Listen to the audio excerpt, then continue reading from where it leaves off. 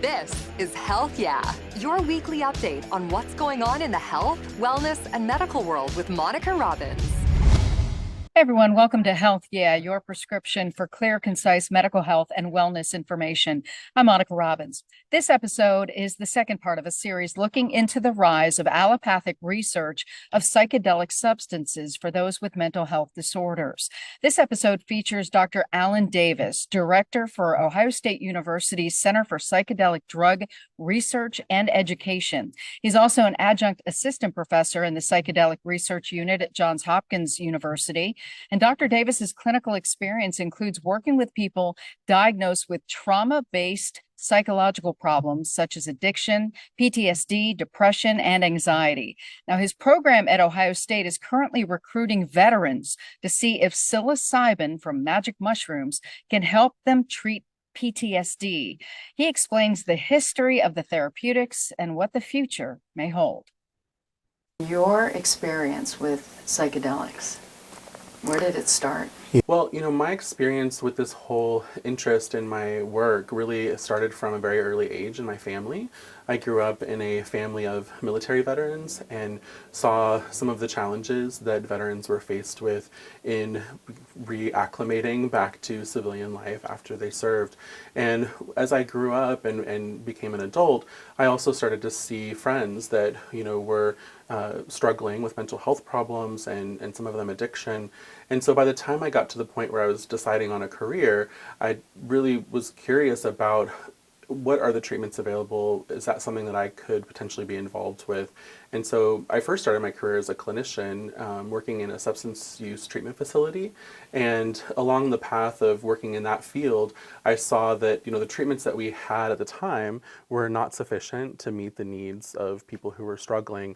And often in the system, people who struggled to maintain abstinence or to maintain a moderation or controlled use goal would get labeled as the problem is they're not ready, or they it was always about them and not that the treatments were inadequate. And I really struggled with that discrepancy of why are we blaming the person and not the fact that maybe the treatments aren't good enough. And so by the time I got to studying clinical psychology, I had that as a main focus, both this interest in advancing care for veterans because of that personal connection, as well as investigating new treatments to see if we could help provide better options for people. So why psychedelics? Where did this come from? So psychedelics really, for me, as an interest area, emerged in my work at Veterans Affairs hospitals. So late in my PhD training, I worked both at the Ann Arbor VA and the Baltimore VA. And seeing a similar thing as I saw back when I worked in addiction treatment, we have these state-of-the-art of treatments available at the VA, that's mandated by the VA to provide them and that the workforce has to be trained in them. And even still, treatments that like the general public rarely gets access to in that kind of way, still in that setting, we're not meeting the needs of the veterans that were coming in. And that really pushed me to want to know what else could be done. And so I started looking into what research was being done with psychedelics, in part because I had always been curious about how unusual it was that psychedelics were considered dangerous and addictive and unsafe.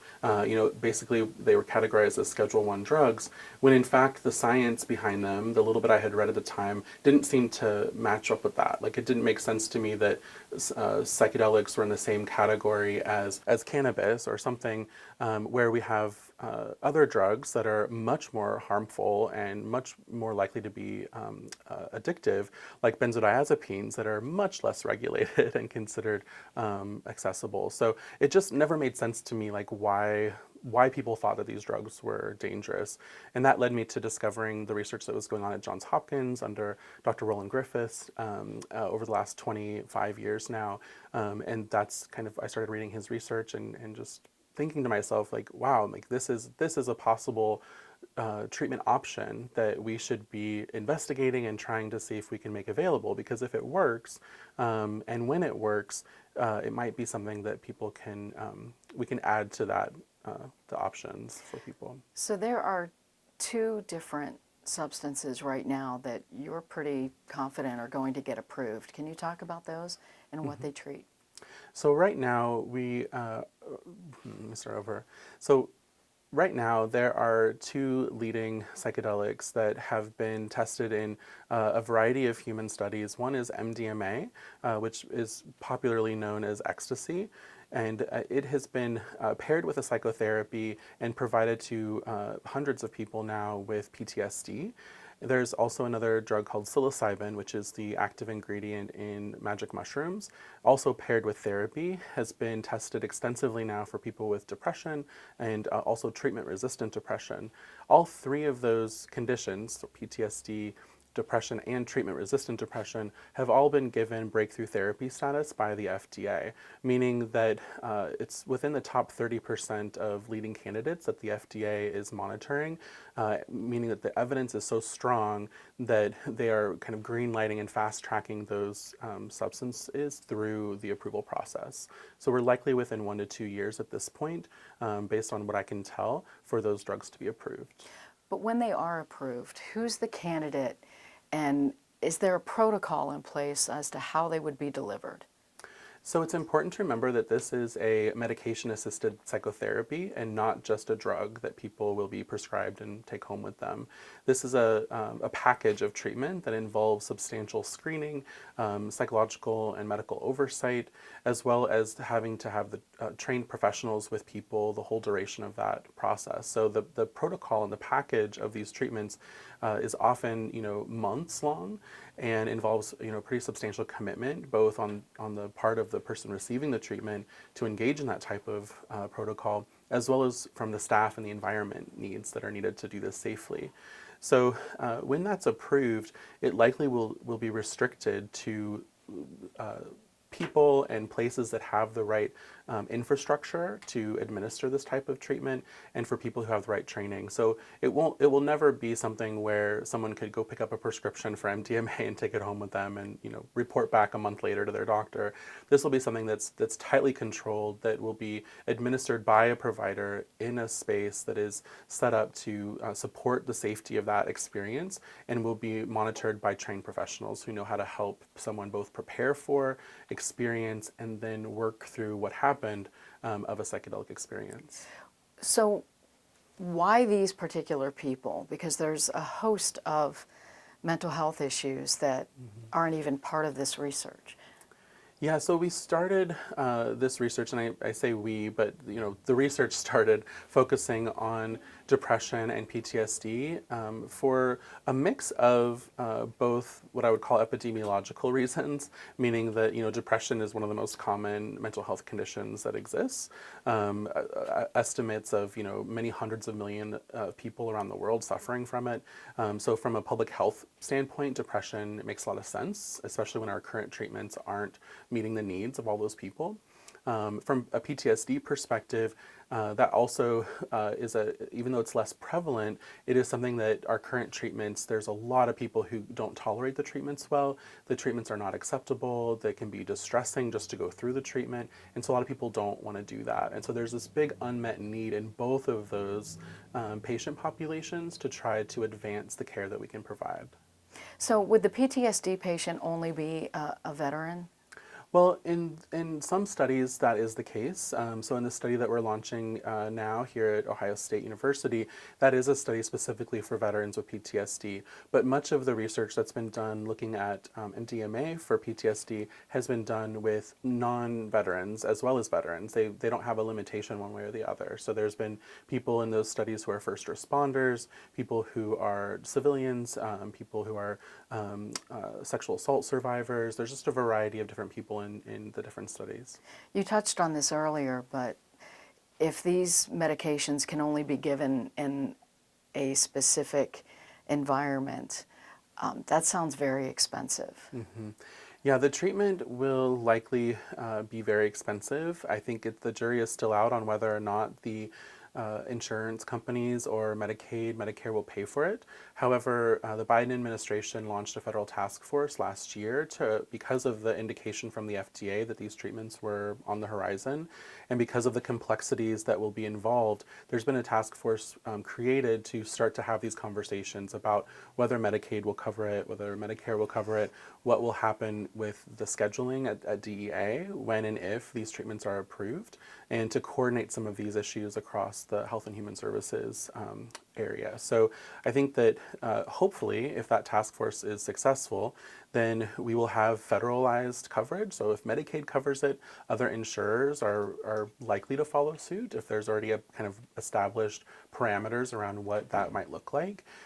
But it will still be very expensive, and especially at first, it'll be difficult to train the workforce. Most people don't have this kind of specialized training on how to facilitate this type of treatment, and so it'll take some time to get people trained, to get facilities, the equipment they need to house these kinds of treatments, and then obviously to move forward and then find ways to pay for it. One of the things that these drugs often cause are, there's mystical experiences and maybe a connection to the divine. Are these folks trained to deal with someone who may be having a legitimate religious experience? Mm-hmm. So right now, the clinicians who are trained to work in these studies are people who have substantial training in therapeutic protocol delivery. So these are usually clinical psychologists, psychiatrists, counselors, social workers who have been trained to work with populations in distress, to work with populations who have a variety of different cultural and other types of needs that are relevant to psychotherapy. And in addition to that, if they are trained to work in this setting, then they also have extensive training on understanding and learning how to work with people who are having mystical and other deeply personally meaningful experiences. The mystical experience is a component for some people. It's not a component for everyone, but what often happens for people is they will have deep psychological insights or new understandings, realizations about themselves or the world around them.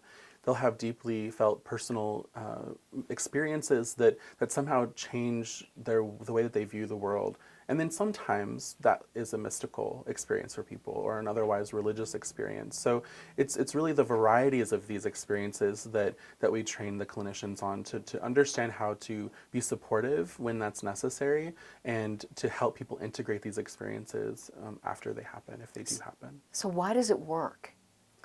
So there's a number of reasons why something like psilocybin therapy seems to be helpful.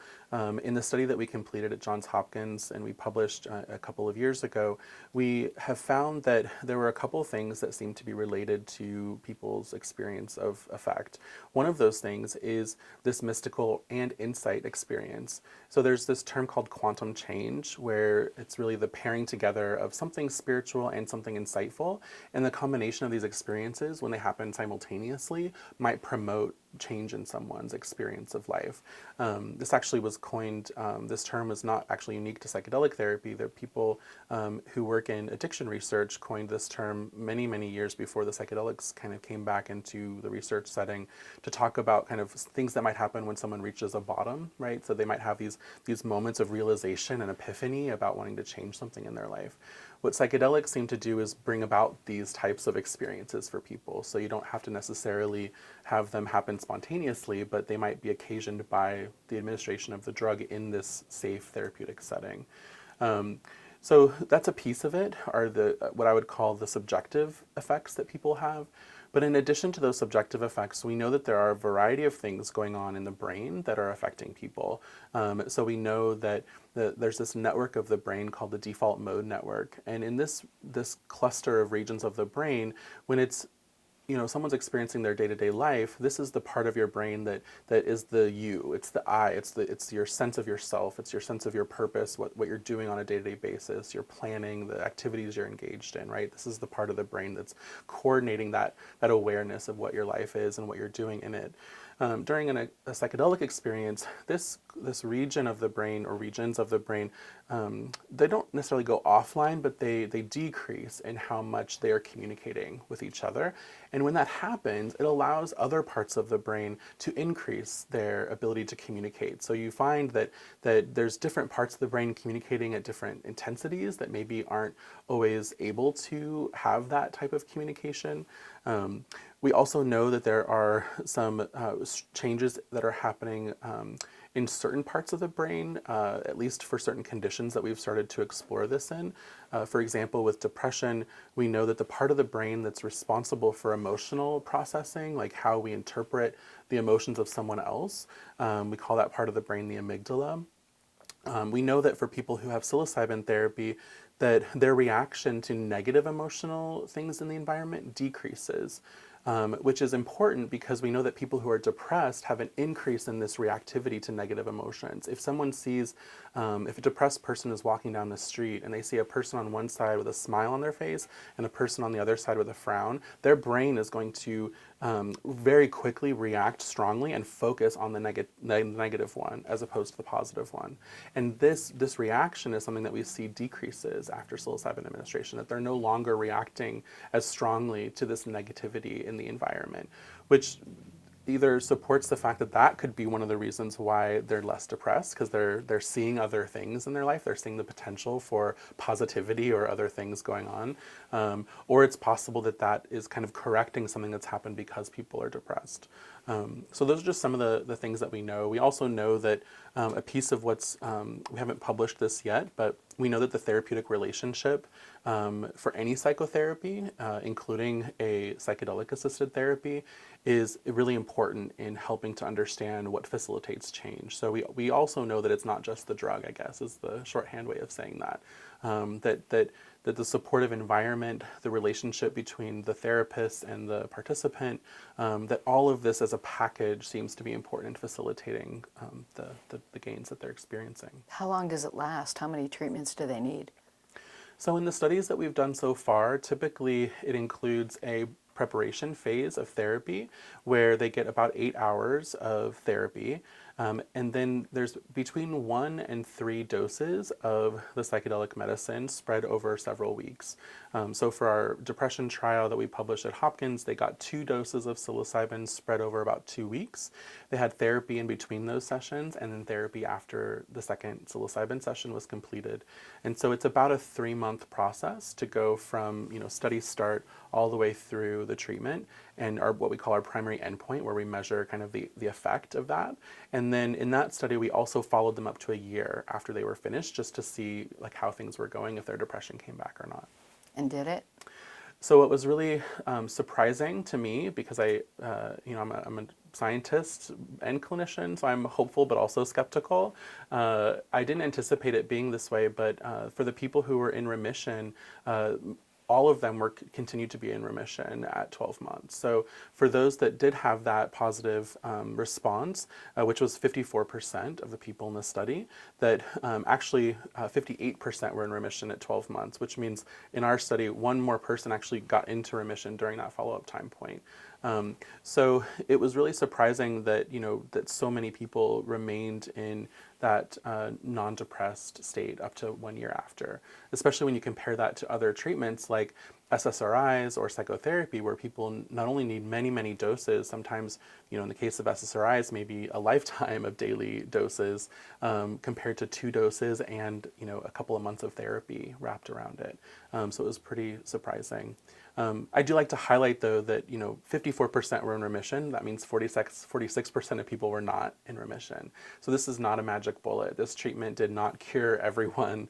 I'm not even sure it cured the people that were in remission necessarily, but it certainly created a path for people to engage in a recovery process that seemed to be working for them. Whether or not their depression comes back later in life, whether or not this is a cure, or whether this is something that helps people find a new path in their life, a new direction, a new understanding of themselves and their emotions, and how to work with the emotions that come up and not to be afraid of them. To me, that's what I think is probably more likely. Do you think it turns something on in the brain or turns something off in the brain? I think that it turns on and off a couple of things. There's a term called psychological flexibility, and we've started to explore this as a way to understand what might be happening to people after they experience a psychedelic therapy encounter.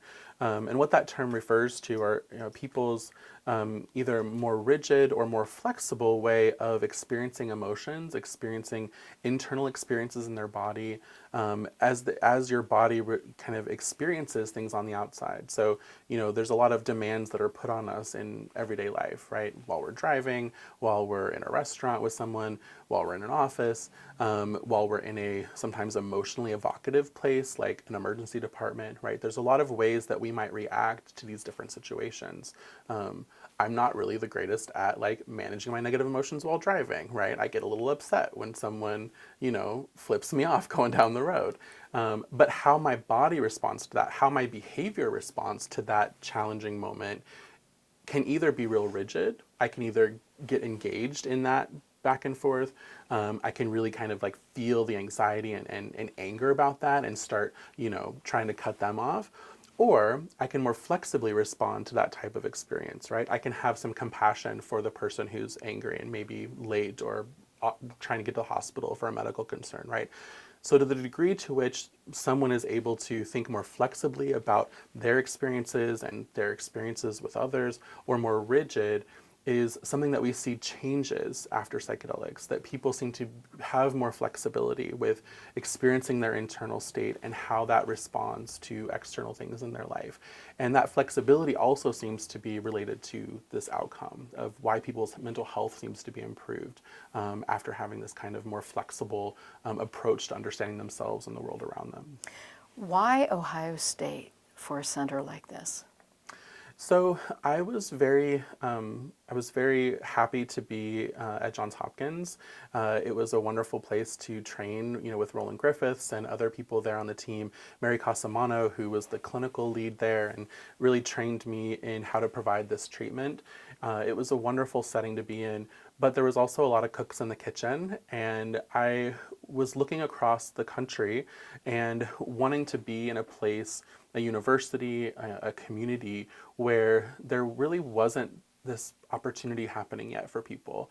I actually went to graduate school here in Ohio. I went to Bowling Green State University, and so I knew from my time living here in Ohio that there was a large unmet need to help not only the people who are here suffering with mental illness and addiction, but also to bring the type of attention and resources that are necessary to have the infrastructure that will be important to have once these treatments are approved. And so Ohio State became a really important option for me to consider, not only because I felt like this was a place that I could pave a path towards really making a difference here in the local community of Ohio, but also knowing that Ohio State University had the bones built for what needs to happen in order to support this kind of research. And so I was really excited to find a position here. You're starting your research study. Mm-hmm. Give me the parameters. When do you recruit? Who will you recruit? Mm-hmm. Who is a good candidate for this and who shouldn't even bother? Mm-hmm. So yes, we're launching our first clinical trial here this week, actually. We've started recruitment for a psilocybin therapy study for veterans with PTSD. What that means is that we are hoping to recruit up to 15 people to have this therapy. And the people who are eligible are any military veteran who is no longer on active duty and who otherwise meets the criteria of having PTSD. The process looks pretty extensive in terms of screening, so folks will have to go through a medical and psychological screening appointment where they'll meet with us to have us better learn about their experiences and whether they're a good fit, and also for them to learn a little bit about what this treatment is and what the study entails so they can make a decision about whether to enroll in the study. The treatment is very similar to what I described about the depression trial. So there'll be some preparation therapy. We'll also have 2 doses of psilocybin and integration therapy, all monitored by our clinical staff. It actually will happen in this room. So this is our clinical trial room where we'll have people, participating through their whole duration of the study. For those that are, interested in applying, we really are encouraging of folks who meet those basic criteria, but also people have to have the time and ability to engage in this. This is not a quick or easy treatment. No treatment really is. So this is something that people also need to recognize that it's a pretty big investment of time. And so they also have to have a supportive person in their life who's willing to kind of sign up to be their pickup person at the end of the day and stay with them overnight and kind of have a little bit of understanding of what they're doing in the study. We find that social support is really important because at the end of the day, this is an outpatient treatment. And so we want to make sure that people are safe, when they're going home. So it's a little bit more involved than what some might imagine. And a typical treatment is 8 hours. That's right. On our psilocybin session days, they're here the entire day. They arrive about 8:30 in the morning and they don't leave until about 5 p.m. So when you're dealing with this, I guess the hope is if MDMA is working for PTSD in veterans and others with PTSD, can psilocybin do the same thing? That's the question that we are going to investigate, and the reason we are investigating it is actually because there's been a variety of studies done with depression and anxiety showing that psilocybin has the capacity to create an antidepressive and an anti-anxiety effect. And PTSD, structurally, from like a diagnostic standpoint, contains these different aspects of mental health dysfunction. So people who experience post-traumatic stress disorder will experience both depressive symptoms as well as anxious anxiety symptoms, and some others. And so because we already know from other clinical trials that anxiety and depression are two of the likely ways in which psilocybin exerts a positive effect, it's kind of, our hypothesis is that if it hits those two aspects of PTSD, that it also might help people experience a decrease in those symptoms. What's your take on, obviously ketamine has been approved in Ohio for a few years now, that compared to the psilocybin and the MDMA, and now we're into LSD trials. Is there one that's better than the other, or is this maybe one treats one particular type of mental illness compared to another? So I believe that there likely is not going to be a one better than the other psychedelic medicine. What I think is that whether it is MDMA, psilocybin, LSD, or ketamine, which is generally considered in this category, although it is different and does have some different properties to it, that any of these medicines, when paired with supportive psychotherapy that is monitored and engaged in a safe setting with trained professionals who understand these experiences and can help people process them and work through them in their lives, that any of these treatments might potentially be therapeutic for people. But when you remove components of that protocol and you, for example, just give someone a dose of ketamine alone in a room, I think it'll be very unlikely that they would experience a therapeutic benefit or a lasting therapeutic benefit. And it actually increases the potential for harm for people because often these experiences can be very intense and require a certain type of way of navigating those experiences. And so if there's not someone in the room to help them through that, that can be very traumatic for some people. I also think that the relationship, that safe setting, the connection is not something that's new to psychedelics. We actually know from the general psychotherapy science literature that one of the common factors of therapy that makes it effective, regardless of who your therapist is or what type of treatment they're trained in or whether you even like the treatment, the biggest component of whether or not it's going to be helpful for you is the sense of trust and rapport that you have in that space. If you trust your therapist, if there's a sense of mutual understanding, that's going to be the fruitful, that's not the word I want to use. It'll be the positive soil that kind of leads to therapeutic growth in your life. So everything else is kind of like a piece of that. But if you don't have that sense of safety and trust, then there's not really room for the therapeutic part. You met with the governor a couple of months ago. Can you talk about what that discussion was like, considering, a lot of people still think of psychedelics as illicit substances?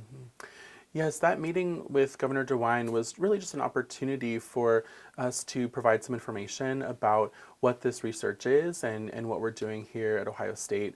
I think it was important for that meeting that we could share that there is a scientific background that is supporting why we're doing this work and why we're focused on wanting to help treat the folks in Ohio who are struggling with mental health and addiction, and that this option is hopefully something on the horizon.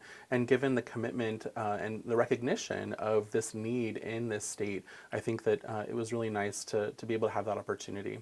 So you're not surprised that he's putting in his budget, requests for more research, more innovation, and more importantly, a mental health workforce.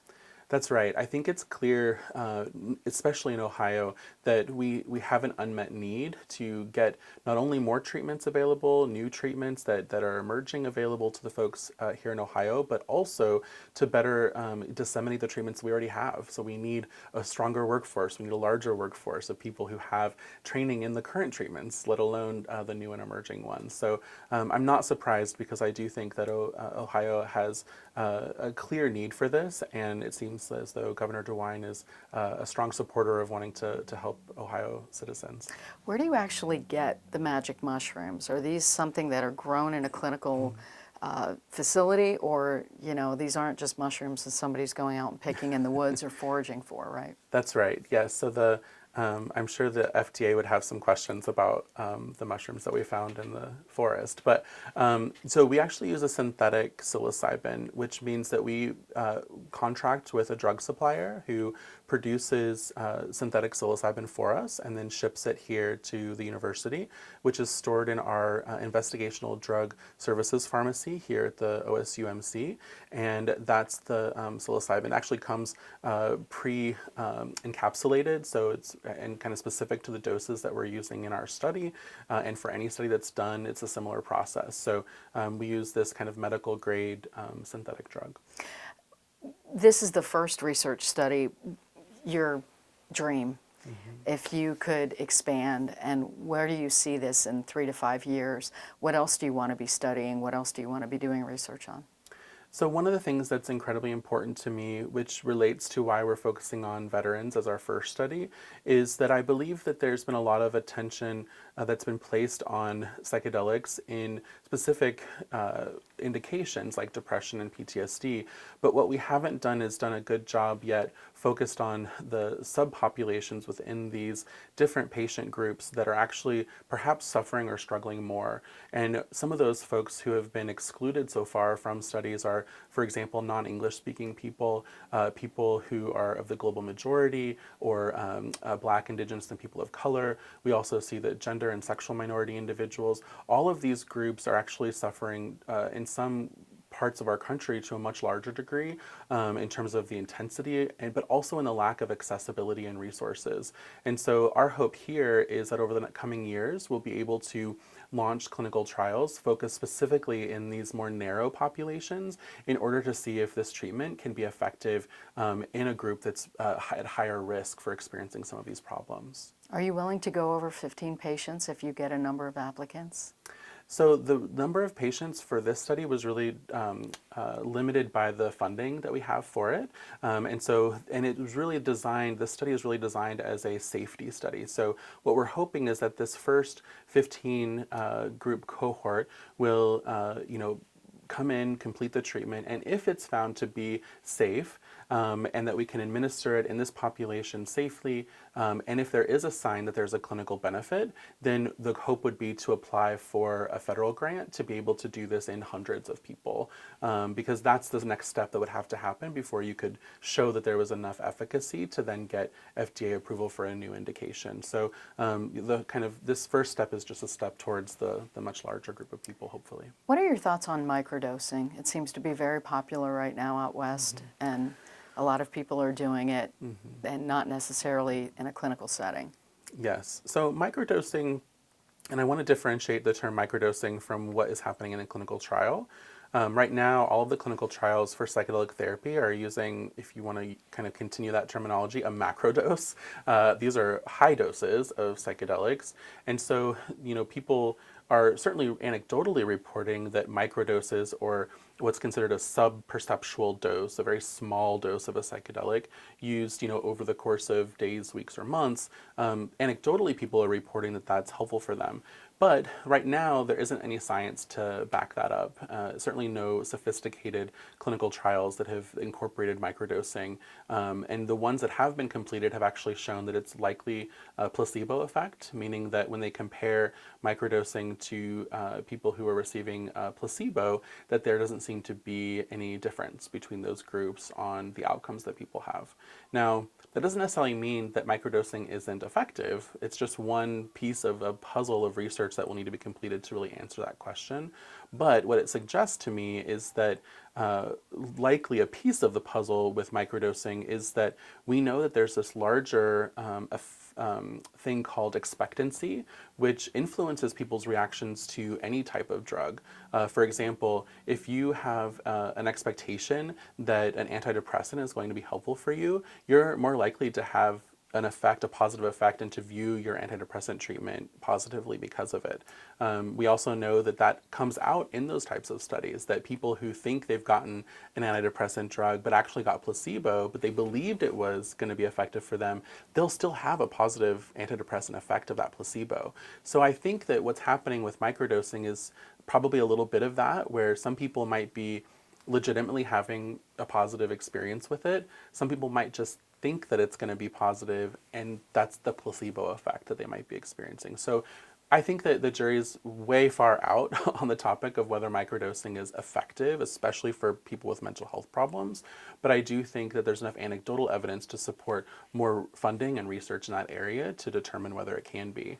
Because of the resources that are going to be involved in doing a psychedelic therapy program, the idea is compelling, right? To be able to provide maybe very small doses that potentially could be available on an outpatient basis, that maybe don't need to have as much therapy component because, their people aren't having these big psychedelic experiences when they take those small doses.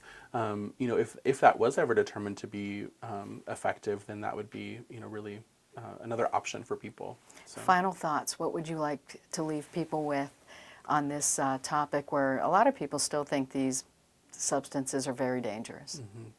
So I think that what we have consensus for in the science behind psychedelics is that when they are consumed or administered in a safe setting with people who are prepared to understand what those experiences are and have the ability to have time to integrate and make sense of them after they happen, that regardless of whether that's in a clinical setting or in a recreational setting, these drugs are incredibly safe when those parameters are in place, especially compared to other substances like alcohol or nicotine. And so I want people to know that the ways in which we think of any substance, although largely has been a political and cultural perspective, doesn't always match up with the science behind them. So I hope that people are open-minded to considering the potential that this medication-assisted therapy might be, something that could be helpful. Isn't open-mindedness a requirement for this to even work? I think open-mindedness is required for any treatment to work. If people are closed-minded to therapy, if they're closed-minded to any other type of medical procedure, then it's going to be difficult, right, to engage in it, to show up for appointments, to be involved and invested in the type of work that it takes to treat your mental health or physical health. So I do think that it takes certainly an amount of open-mindedness to just be willing to do it. And it takes even an exponentially more amount of open-mindedness to be willing to do it in a research trial. So we are incredibly grateful for the veterans and other people who've participated or will participate in our studies for being willing to sign up for something that is experimental and to help us determine, is it safe, is it effective? And if it is, then potentially, we can make it available to the public. This is the future in mental health treatment, isn't it? I think it's certainly a part of the more immediate future. I hope that there becomes a future where we have even better and additionally more options that can be helpful, because again, this isn't going to solve it for everyone. But I do think that certainly this approach of understanding how integrated care is important, I think is the future of how we're going to understand mental health and how we're going to treat it.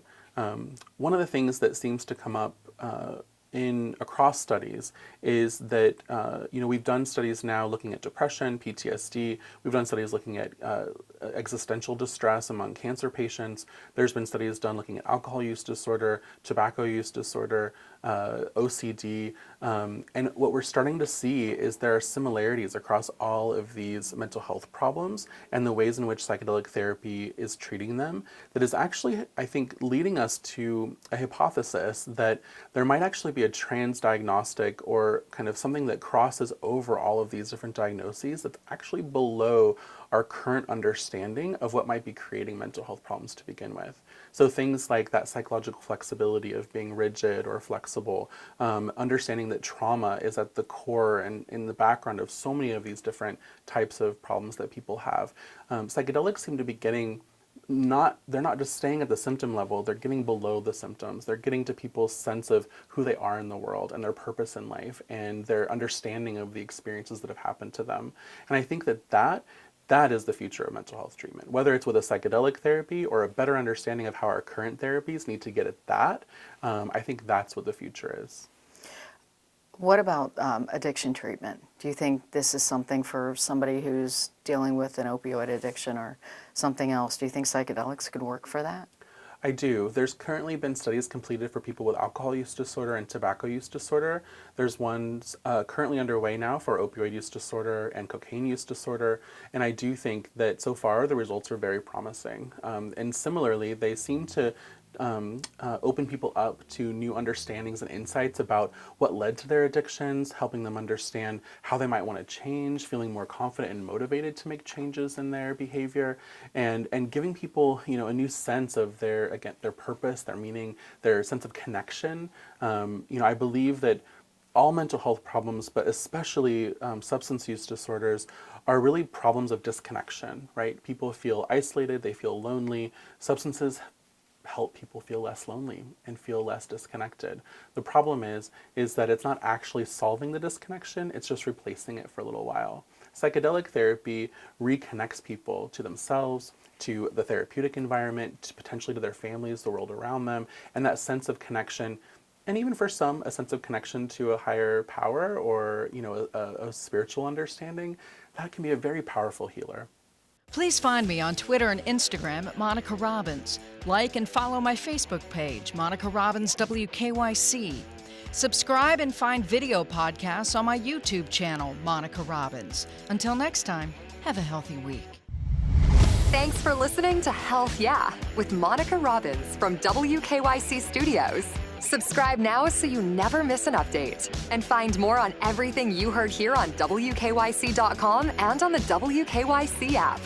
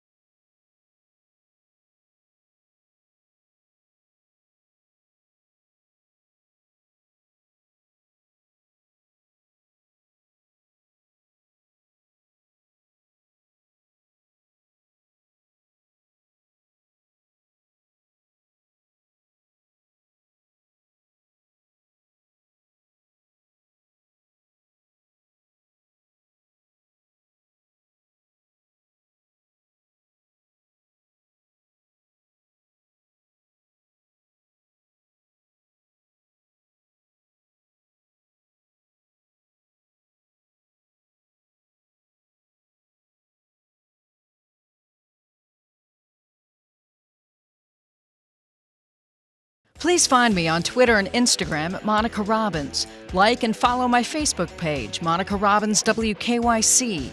Subscribe and find video podcasts on my YouTube channel, Monica Robbins. Until next time, have a healthy week.